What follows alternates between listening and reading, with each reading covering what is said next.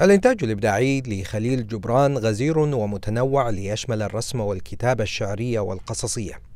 لن أستطيع أن أعطي جبران حقه من خلال هذه النافذة الصغيرة، وأثرت التحدث إلى الدكتور سهيل بشروي، أستاذ كرسي جبران للقيم والسلام في جامعة ميريلاند في ضواحي العاصمة واشنطن، لعلنا نناقش بعض الأبعاد والخصائص الجبرانية. The people who came really believed in building a better world, in which they will be part of it as much as the West will be their allies. So they came with a positive outlook.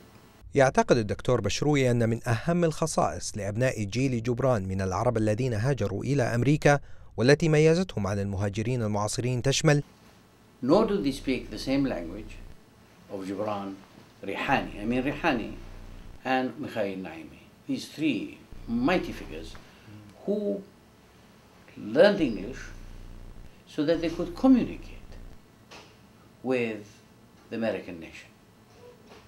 And they achieved enormous success.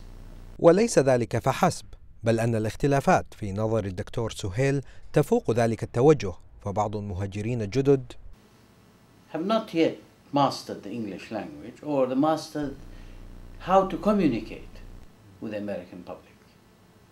To this very day, after all that has happened, we never hear that tremendous tradition of humanism, which is the foundation of Arabic poetry and literature.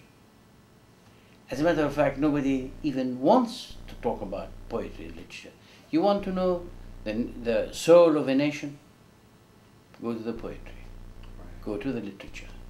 You see, the German nation is not Hitler, it's Goethe. The English nation is not Elizabeth I, right? Or the second or the third for that matter. It is Shakespeare, right? The Italian nation, it's not Mussolini, it's Dante. And the Arab nation, again, I see, it's not these leaders at all. It is those poets who brought a vision of humanity, of unity, and of greatness. وجبران هو مثل واضح للسمو الذي ترفع عن قادة ذلك العصر، فهو ما زال يعيش في الضمير الأمريكي كما العربي لما قدمه من كلمات الأدب الخالدة في كتاب النبي. But the poet is a poet, as Gibran was asked. He said, you wrote the prophet, you think you are a prophet? Or are you a poet? He said, look, a prophet lives by his words. A poet does not. لقد وصف ميخائيل نعيمة كتاب النبي بأنه ذلك الكتاب الصغير العجيب. For him it was not a strange book at all. Strange in what sense?